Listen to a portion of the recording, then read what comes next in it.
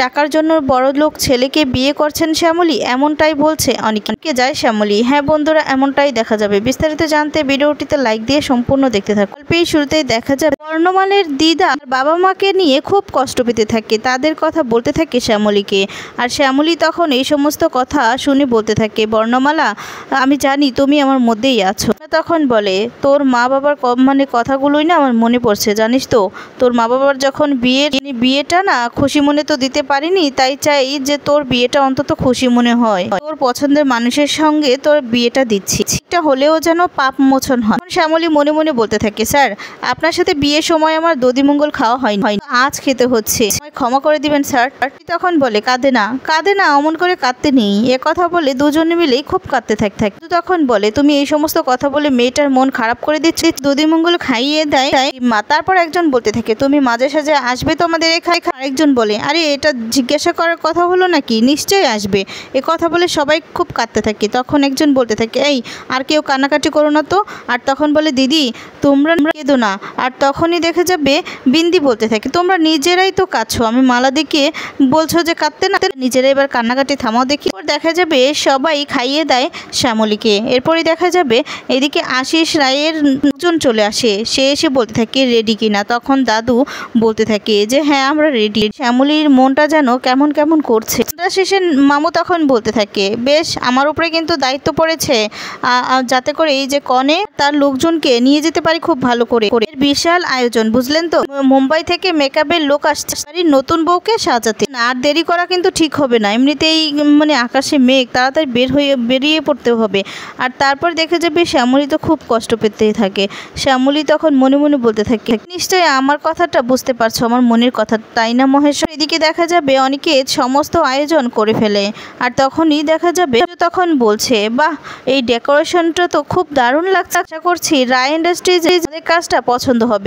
ইভেন্টটা যদি সাকসেসফুল হয় না আমাদের গ্রেট বেঙ্গল আবার উঠে দাঁড়াবে। তখন বলে আচ্ছা ঠিক আছে বাবা, এখনই এত প্রশংসা করো না তো, আগে সবকিছু ঠিকঠাকভাবে মিটুক, তারপর দেখা যাবে কাজটা শেষ হোক। প্রিয়া এসেছে, প্রিয়া এসে বলে দাদাভাই বলছি ওই জলখাবার এই মিষ্টির জন্য ছোট ছোট 3 রকমের বাটি আনা হয়েছিল না সেই বাটিগুলো। আর তখন প্রতিম বলে যে হ্যাঁ আনা হয়েছিল তো, একসাথেই তো ছিল। তখন বলে ওগুলো না খুঁজে পাওয়া যাচ্ছে না। এদিকে অনিকেত কথাটা শুনে রেগে যায় আর বলে কোন দিকে সামলাবো বলো তো বাবা, একদিকে সামলিয়ে উঠতেই পারছে, এদিকে সামলাতেই এদিকে আকাশের যেই অবস্থা, এই রোদ এই বৃষ্টি হবে, কোন দিক সামলাবো আমি। তখন বলে অনিকেত একটু ঠান্ডা হ, আচ্ছা তোরা একটা কাজ করতো, তোরা বোর কাছে যা, নিয়ে এখানকার কাজকর্ম সেরে যাচ্ছে। এরপর দেখা যাবে অনিকেত সবাইকে বলে দিতে থাকে যে কি কি করতে হবে। আর তারপর ওদিকে দেখা যাবে চন্দ্রাশিস চলে এসেছে। যখনই গাড়ি থেকে নামে তখনই দেখা যাবে এদিকে যখন অনিকেতরা সমস্ত কাজ করেছে, একটা পাশে যখন একটা প্রিন্টিং ছিল আর তখনই বাতাস ছুড়ে আসে, মেঘলা মেঘলা আকাশটার এদিকে বাতাস ছুড়ে আসলে তখন সেই প্রিন্টিংটা গিয়ে প্রায় আশিস রায়ের শরীরে পড়তে যায়। তখন তো সে রেগে যায়, রেগে গিয়ে বলতে থাকে যে এসব কি কাজ হচ্ছে, হ্যাঁ আমার ডেকোরেশনের কাজ কাদের আন্ডারে দিয়েছে। বলে কিছুই বুঝতে পারছি না দাদা। এদিকে অনেকে দেখতে পেয়ে বলে যে আবার কি হলো, এই বলে তখন দেখা যাবে আশিস রায়ের কাছে যায়, গেলে আশিস রায়কে দেখেই চমকে যায়। আর তখন সেদিন রাতে যে ঝামেলা হয়েছিল সেই কথাগুলোই ভাবতে থাকে। দেখা যাবে চন্দ্রাশিস বলছে অনিকেতকে দেখে যে তুই এখানে কি করছিস। তখন বলে এই চন্দ্রাশিস বাবু আপনি এভাবে তুই তাকারি করছেন কেন, আপনি কি ওকে চিনেন নাকি আগে থেকে। আর তখন বলে অনিকেত তুই কি ওনাকে চিনি। অনিকেত বলে আমি কথা বলছি বাবা, একটা ভুল হয়ে গেছে, এক্ষুনি ঠিক করে দেওয়া হচ্ছে, আপনি ভদ্রভাবে কথা বলুন। চন্দ্রাশিস বলে এই তুই কে রে তুই চন্দ্রাশিস রায়কে তুই তরপাচ্ছিস, তুই কে।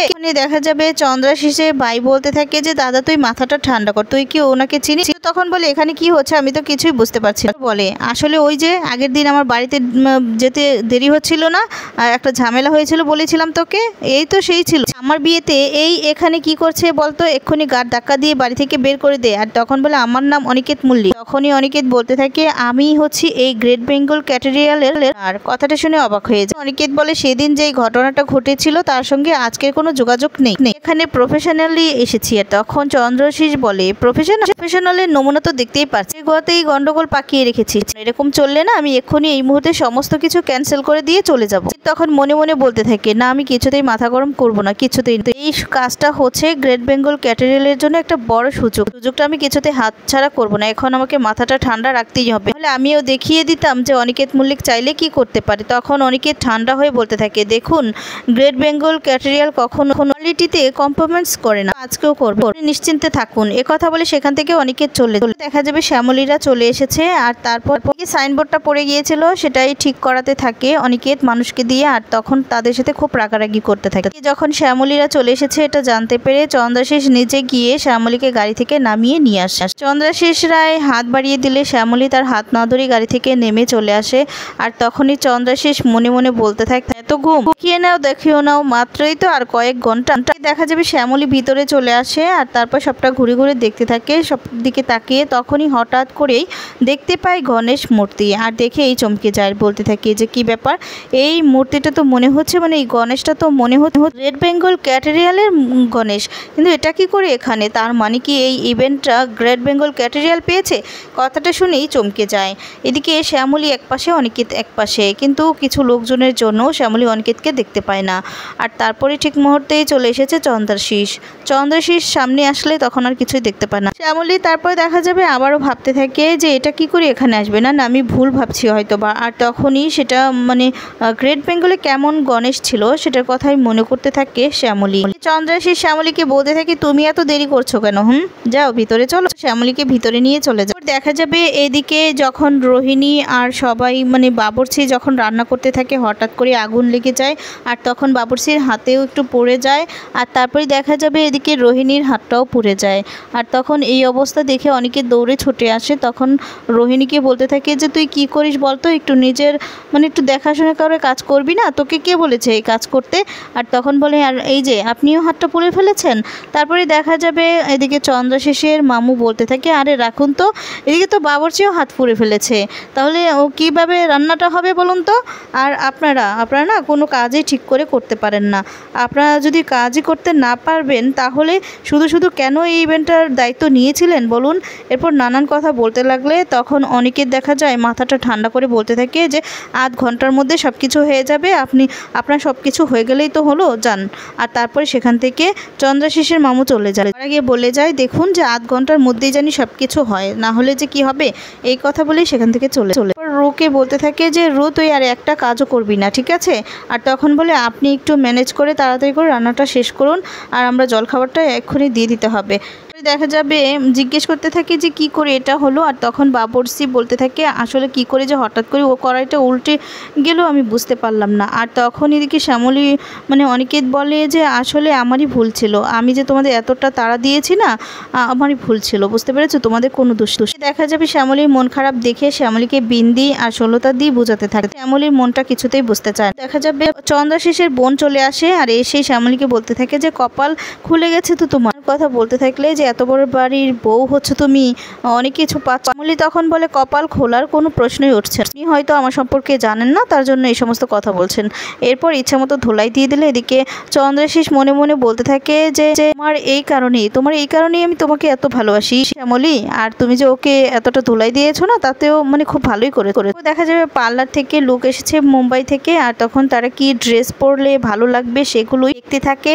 আর শ্যামলীকেও সাজাবে কিভাবে সেটাই দেখতে থাকে। সেখানে ড্রেসগুলো একজন যখন বলে এই ড্রেসটা খুব সুন্দর, আর তখনই এদিকে শ্যামলীদের সাথে যারা এসেছে তারাও বলে যে খুব সুন্দর। তখনই দেখা যাবে চন্দ্রাশিসের বোন বলতে থাকে যে গাইয়া ভূত কোথাকার, গ্রামের লোকজন তো এগুলো চোখে কখনোই দেখেনি। আর শ্যামলী তখন কষ্ট পায়। দেখা যাবে এদিকে প্রিয়া চলে আসে, আর প্রিয়া তখন বলতে থাকে যে আপনারা যদি একটু চা কফি কিছু খেয়ে গলাটা ভিজিয়ে নিতেন তাহলে খুব ভালো হতো। আর তখন কণ্ঠটা শুনে শ্যামলী অবাক হয়ে যায় আর বলে কণ্ঠটা মনে হচ্ছে চেনা চেনা লাগছে। এই বলে বললে শ্যামলী তখন দেখার চেষ্টা করতে থাকে, কিন্তু শ্যামলীকে কিছুতেই পার্লারের লোকজন দেখা করতে দিতে চায় না, কারণ ওরা একটা ড্রেস দিয়ে শ্যামলীকে ঢেকে রাখে। এদিকে প্রিয়াও দেখতে চায়, দেখার জন্য উকিঝুঁকি মারতে থাকে, কিন্তু প্রিয়াও দেখতে পারে। বলে একটু মুখটা দেখবো বলে এসেছিলাম, কিন্তু এমনভাবে মুখটা ডেকে রেখেছি কিছুই তো দেখা যাচ্ছে। তারপরে দেখা যাবে প্রিয়া বলতে থাকে আচ্ছা ঠিক আছে তাহলে আমি আসি, এই বলে প্রিয়া সেখান থেকে চলে যাবে। তারপর দেখা যাবে গায়ে হলুদের অনুষ্ঠান হতে থাকে। হঠাৎ করেই দেখা যাবে শ্যামলী দেখতে পেয়ে যায় অনিকেতকে, আর তখন শ্যামলী কিভাবে কি করবে, কিভাবে লুকোবে সেটাই বুঝতে পারে না।